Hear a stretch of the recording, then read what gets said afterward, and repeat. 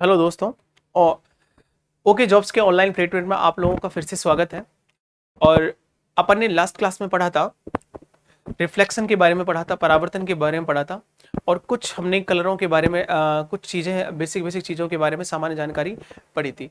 आज हम पढ़ने वाले हैं दर्पण। तो हम लोग बात करने वाले हैं यहाँ पे, सबसे पहले हम बात करेंगे किसके बारे में, दर्पण के बारे में। तो देखो, दर्पण क्या होता है, कितने प्रकार का होता है, उसके बारे में हम लोग यहाँ जानकारी रखें, पहली चीज। दूसरी चीज है इनका उपयोग कहाँ कहाँ होता है, वो भी हम लोग यहाँ पढ़ेंगे। दर्पण, आप हेडिंग लगा लीजिएगा, दर्पण को इंग्लिश में क्या बोलते हैं, मिरर। क्या बोलते हैं दोस्तों, मिरर। अब देखो, दर्पण क्या है, जैसे आपने पहले लास्ट क्लास में पढ़ा था कि परावर्तन क्या होता है, ऐसे दर्पण की बात करेंगे तो एक ऐसी वस्तु, ठीक है, दर्पण क्या होता है, एक ऐसी वस्तु जिससे परावर्तित जो किरण होती है ना, वो आपतित किरण का क्या होती है, जस्ट एक प्रतिलिपि होती है। प्रतिलिपि को हम लोग अगर दूसरी भाषा में बोले, इंग्लिश में, तो क्या बोलते हैं, फोटोकॉपी। क्या बोलते हैं, फोटोकॉपी। किसी वस्तु से, एक ऐसी वस्तु जिस पर अगर सूर्य की प्रकाश पड़ता है या सूर्य प्रकाश की किरण आती है, तो उससे आने वाली जो परावर्तित किरण होती है वो उस आपतित किरण का कैसा होती है, बिल्कुल मूल प्रतिलिपि होती है, अर्थात उसकी फोटोकॉपी होती है। उस वस्तु को क्या बोलते हैं हम लोग, दर्पण। क्या कहते हैं दोस्तों, दर्पण। देखो, मैंने आपसे ये कह रहा हूं मैं कि कोई भी दर्पण कैसा भी हो सकता है। अगर अपन लोग माने कि जैसे कोई वस्तु है यहाँ पे, ठीक है, तो उस पर किरण ऐसे आ रही है, तो ये तो कैसी हो गई, आने वाली किरण, और वापस से ऐसे ही चली जाती है, और इसका ही क्या होती है, ऐसे फोटोकॉपी होती है। तो उस वस्तु को हम क्या बोलते हैं, दर्पण। अब दर्पण की अगर हम लोग बात करेंगे, तो दर्पण ये कितने प्रकार का होता है। देखो, दर्पण को आगे अगर भागों में बांटा जाए, तो दर्पण दोस्तों होता है हमारे पास कितने प्रकार का, ये होता है दो प्रकार का। कितने प्रकार का होगा, दो प्रकार का होगा। अब कौन कौन सा होगा, एक होता है हमारे पास, एक कौन सा होता है, समतल दर्पण। एक होता है हमारे पास समतल दर्पण, और एक कौन सा होता है हमारे पास, गोलीय दर्पण। एक कौन सा होगा, गोलीय दर्पण। आप लोग देखो, इसको बोलते हैं अपन लोग प्लेन मिरर, और एक क्या होता है हमारे पास, स्पेरिकल मिरर। ठीक है, गोलीय दर्पण को क्या बोलते हैं हम लोग, स्पेरिकल मिरर। ठीक है, इसको बोलेंगे हम लोग स्पेरिकल मिरर। अब आगे इसको ना आगे भी डिवाइड किया गया है, इसको हम गोलीय दर्पण को दो भागों में डिवाइड कर सकते हैं। एक हमारे पास हो जाएगा उत्तल दर्पण, ठीक है, उत्तल दर्पण, और एक हमारे पास क्या हो जाएगा, अवतल दर्पण। ठीक है, ये हो जाएगा अवतल दर्पण।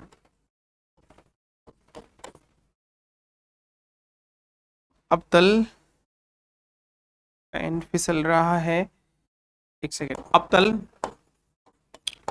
दर्पण, देखो अवतल, इसको क्या बोलते हैं हम लोग इंग्लिश में, कॉन्वेक्स। क्या बोलते हैं, कॉन्वेक्स मिरर।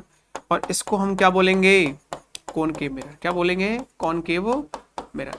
पहली चीज। दूसरा, अगर अब एक एक करके इनके बारे में देखो जानकारी लें कि गोलीय दर्पण का कहाँ यूज होगा, किसको हम गोलीय दर्पण कहेंगे, कहाँ से इसका निर्माण होगा। दूसरा, समतल दर्पण कैसा होता है।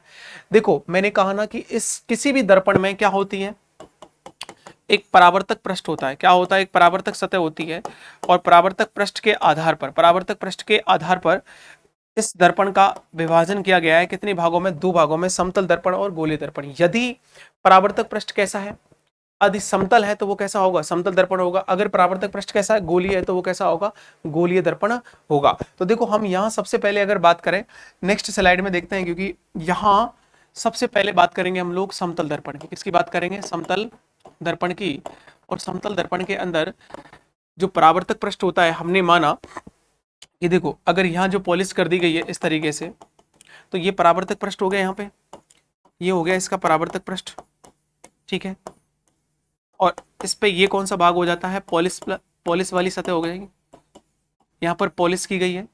अब पॉलिश है ना, वो ध्यान रखना किसकी की जाती है, या तो किसकी की जाती है, सिल्वर या चांदी की, या किसकी की जा सकती है, पारे की, या किसकी करते हैं हम लोग, पारा, या हमारे पास सीसा या लेड की हम लोग यहाँ पर पॉलिश करते हैं। ध्यान रखना, चांदी के कौन सा वाला भाग काम में ले जाता है, AgNO3 वाला। कौन सा काम लेते हैं, AgNO3। और AgNO3 को हम लोग क्या बोलते हैं, सिल्वर नाइट्रेट। क्या बोलते हैं, सिल्वर नाइट्रेट। देखो, आगे आपको जब केमिस्ट्री पढ़ाई जाएगी तो उसमें बताया जाएगा इस रसायन को हम कहाँ यूज करते हैं। ये ना हमारे जब बोटिंग होती है, तो बोटिंग के समय हम लोग क्या लगाते हैं, जो बोटिंग करने जाते हैं इलेक्शन के समय पे, तो हमारे इस नाखून पर एक स्याही लगा दी जाती है, जिसको हम क्या, वो मिटती नहीं है, इसलिए उसको क्या बोला, नाम हो गया अमिट क्या हो जाएगा, अमिट, मिटेगी नहीं तो उसको क्या बोलेंगे, अमिट बोलेंगे। अमिट बोलेंगे तो उसका क्या है, स्याही है, तो इसलिए इसका नाम क्या हो जाएगा, अमिट स्याही। अब ये पूछा जाता है पेपर में, अमिट स्याही में किस रसायन का उपयोग किया जाता है, तो वो कौन सा होता है, सिल्वर नाइट्रेट का। दूसरा देखो, अगर हम लोग यहाँ बात करने वाले हैं कि यहाँ किरण जो आएगी वो कौन सी सतह से टकराएगी, देखो कोई भी प्रकाश की किरण आएगी तो ऐसे जाएगी और उसके बाद कैसे आएगी, ऐसे ही वापस आएगी। तो इस ऐसे समतल को जिसमें परावर्तक पृष्ठ कैसा हो, समतल हो, कैसा हो, परावर्तक पृष्ठ यहाँ पर कैसा है भाई, समतल है, तो इसलिए इसको क्या कहेंगे हम लोग, समतल दर्पण। क्या कहेंगे, समतल दर्पण। अब समतल दर्पण की अगर बात करें तो इसमें कौन कौन सी चीजें ऐसी हैं जिसके अंदर हमको पढ़नी है, कि जैसे इसमें प्रतिबिंब कैसा बनता है, पहली चीज। दूसरी चीज कहाँ बनता है और कितना बड़ा बनता है, कितना छोटा बनता है, और अगर किसी भी दर्पण को थोड़ा बहुत घुमाया जाए तो उस स्थिति में कितनी चीजें हमको यहाँ पर मिलती है। तो फर्स्ट ऑफ ऑल हम लोग देखो यहाँ बात करें कि इसके अंदर जो भी प्रतिबिंब बनेगा, पहले आप लोग इसमें कुछ इंपॉर्टेंट पॉइंट लिख लेना कि प्रतिबिंब जो बनता है, ठीक है, प्रतिबिंब उतनी ही दूरी पर बनता है, उतनी ही दूरी पर बनता है,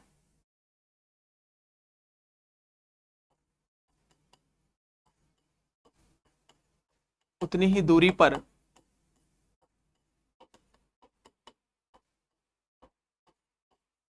बनता है जितनी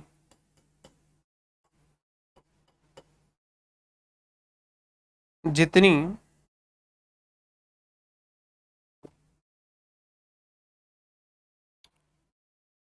जितनी दूरी पर वस्तु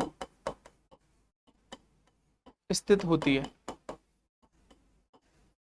इसका मतलब ये है, देखो इसका मतलब ये है कि अगर कोई वस्तु है ना, इसके सामने हम खड़े, एक लड़का खड़ा हुआ है और वो कितनी दूरी पर है, यहाँ पे माना हमने x दूरी पर है, कितनी दूरी पर है x, तो इसका जो प्रतिबिंब बनेगा वो कितनी दूरी पर बनेगा, ध्यान रखना वो भी x दूरी पर ही बनेगा। ये चीज समझ में आ गई। दूसरा हम लोग देखें कि किसी वस्तु का पूरा प्रतिबिंब बनाने के लिए, किसी वस्तु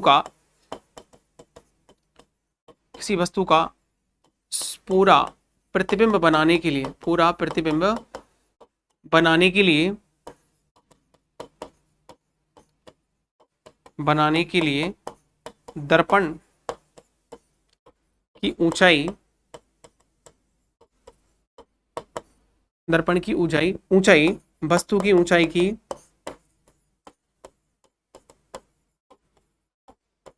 ऊंचाई की आधी होती है।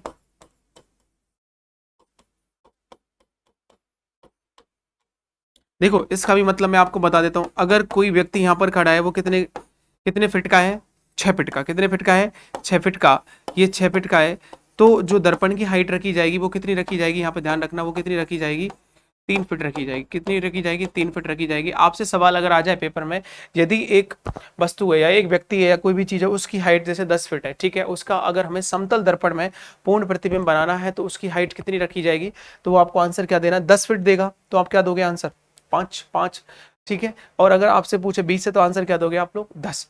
एक हम लोग देख रहे हैं कि थर्ड नंबर पे अगर बात करें, अगर ये कोई चीज है, हमने देखा कि अगर ये लड़का है और इस दर्पण के सामने अगर किस तरीके से भागता है, अगर ये v वेग से आता है, ठीक है, अगर ये v वेग से दर्पण की ओर आता है, तो जो प्रतिबिंब होता है ना दोस्तों, वो कितने वेग से आता है, 2v वेग से। कितने वेग से आता है, 2v वेग से। ये तो यदि कोई भी वस्तु समतल दर्पण की ओर आती है तो उस स्थिति में उसका वेग v है, तो बनने वाला जो प्रतिबिंब है वो कितने दुगने स्पीड से यहाँ पर आएगा, ध्यान रखना, कितने स्पीड से, 2v वेग से। एक हम लोग अगर आगे बात करें, यदि दर्पण को, चौथी वाली चीज इस दर्पण में क्या आती है, देखो अगर हम लोग बात करेंगे नेक्स्ट, तो यहां अगर यदि देखो, अगर दर्पण की इनिशियल पोजीशन क्या है दोस्तों, इस तरीके से, अगर दर्पण को अगर हमने कैसे घुमा दिया, ऐसे घुमा दिया, इतना घुमा दिया, मान के चलो हमने इसको घुमा दिया ऐसे, और ये कितना कौन पे घूम गया, थीटा पर। कितने पे घूम गया, थीटा पर।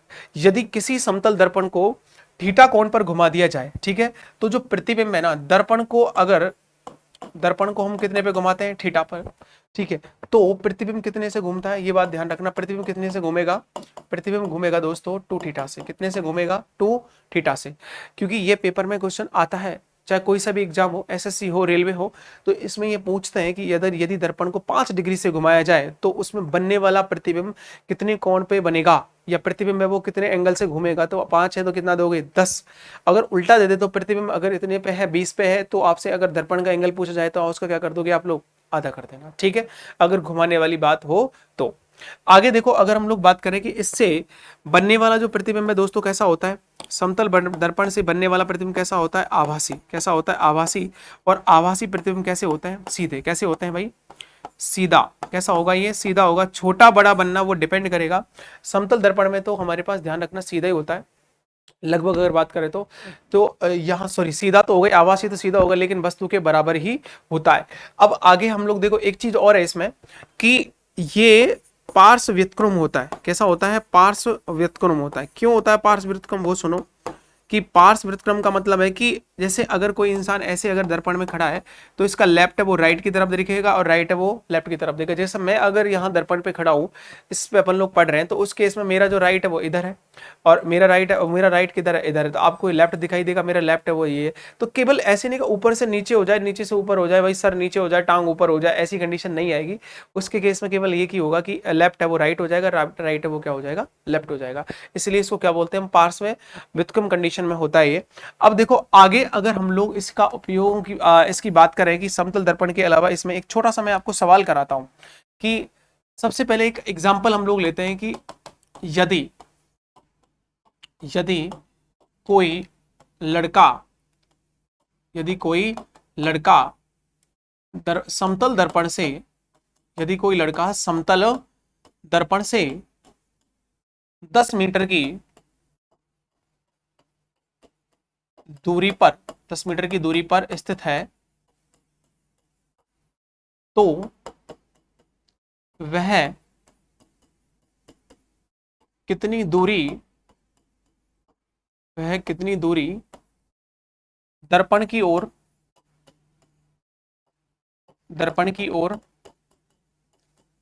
चले जिससे कि प्रतिबिंब एवं दर्पण के बीच की दूरी 2 मीटर हो। कितनी हो, 2 मीटर हो। सवाल को देखना ध्यान से। यदि कोई लड़का समतल दर्पण से कितने मीटर की दूरी पर है, 10। कितना लिखा हुआ भाई, 10 मीटर की दूरी पर है, तो वह कितनी दूरी दर्पण की ओर चले जिससे कि प्रतिबिंब और दर्पण के बीच की दूरी कितनी रहे भाई, 2 मीटर। इसका सॉल्यूशन करते हैं। देखो इसके सॉल्यूशन में, अब मैंने आपको बताया था कि वस्तु का जो प्रतिबिंब होता है उतनी दूरी पर बनता है जितनी दूरी पर क्या होता है, उसके प्रतिबिंब उतनी दूरी पर बनता है दर्पण से जितनी दूरी पर वो वस्तु स्थित होती है। देखो इसको हम सॉल्यूशन करते हैं। तो सबसे पहले हम लोग देखते हैं कि ये हमारा क्या है, समतल दर्पण है और यहाँ वो लड़का खड़ा हुआ है। हमने माना कि ये कोई राम है जो यहाँ पर खड़ा हुआ है। इसकी दूरी कितनी है दोस्तों, यहाँ से लेकर यहाँ तक की दूरी है, माना कितनी है, 10 मीटर दी हुई है हमको, ठीक है, कितनी, 10 मीटर दी हुई है। अब सवाल में ये कह रहा है कि ये लड़का आगे की ओर कितना जाए, ठीक है, आगे की ओर कितना जाए जिससे कि, ऑप्शन मैं आपको दे देता हूँ। ऑप्शन आएंगे दोस्तों इसमें, एक तो हमारे पास आ जाएगा 10 ही, बी ऑप्शन रहेगा हमारे पास 9, सी ऑप्शन रहेगा हमारे पास 8 मीटर और एक हमारे पास रहेगा डी ऑप्शन 2 मीटर। कितना रहेगा, 2 मीटर। ये आपको याद रखना है। अब आप लोग देखना कि अगर ये 10 मीटर चले तो ये कहां पहुंच जाएगा, यहां पर। तो अगर हम लोग बात कर रहे हैं कि अगर ये कंडीशन है तो इसका जो प्रतिबिंब मैंने माना कहां बन रहा है, इधर की ओर बन रहा है। इसका प्रतिबिंब कहां बन रहा है, इधर। और इसके बीच की दूरी और इसके बीच की दूरी कितनी होनी चाहिए, 2 मीटर होनी चाहिए। प्रतिबिंब के बीच की दूरी, यहां ये इसका क्या है, ये इसका प्रतिबिंब है, तो प्रतिबिंब और दर्पण के बीच की दूरी कितनी रहनी चाहिए भाई, 2 मीटर। कितनी रहनी चाहिए, 2। अब आगे अगर हम लोग बात करेंगे, ये 2 मीटर की दूरी पर ये रहे और ये कितनी दूरी पर है हमारे पास, 10 मीटर पे। ये आगे मैं इसको कितना चलाऊं जिससे इनके बीच की दूरी कितनी हो जाए, 2 हो जाए। तो एक सिंपल सा नियम लग रहा है कि अगर कोई भी वस्तु, मैंने आपको बताया था कोई भी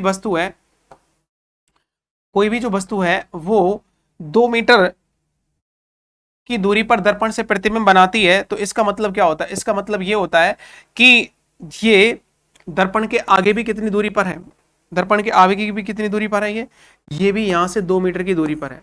ठीक है।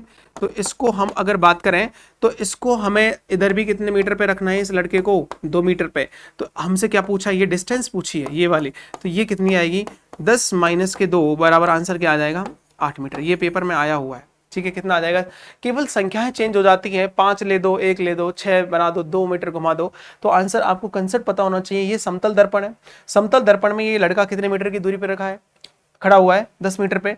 ये कहा कि अगर ये इतने दूरी पर स्थित है, इसकी प्रतिबिंब की दूरी है वो कितनी है 2 मीटर, और यहां से हम लोग देख रहे हैं कि ये 2 मीटर की दूरी पर है, तो आगे इसको कितनी दूरी पर रखें हम लोग, ठीक है, जिससे कि ये डिस्टेंस हमारे पास कितनी बनी रहे 2। रूल क्या कहता है कि जितनी दूरी पर प्रतिबिंब बनता है उतनी दूरी पर यह क्या होती है, वस्तु होती है। उसी रूल को लगाया, 2 यहाँ है तो 2 हमने कहां कर दिया, यहाँ कर दिया। अब ये पूछ रहा है कि इसको, अब ये यहाँ पर है, इसको कितना और आगे लाए जिससे ये कंडीशन आ जाए। तो 10 में से 2 घटा देंगे तो कितना बचेगा 8। अगर ये 8 मीटर चलेगा तो बचेगा कितना 2। जब ये 2 यहाँ रहेगा तो 2 ही पक्का प्रतिबिंब कितने बनेगा, 2 पे बनेगा।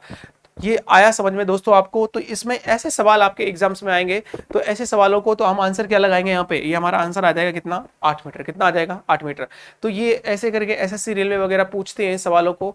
तो आपको केवल है ना कंसेप्ट पे ध्यान रखना है, जो कंसेप्ट आपको आगे तक परेशान ना करे। आगे दोस्तों हम लोग पढ़ेंगे जो भी गोलीय दर्पण वाला भाग है, इसका सेकंड जो पोर्शन है वो है गोलीय दर्पण वाला भाग, उसको नेक्स्ट क्लास में करेंगे अपन।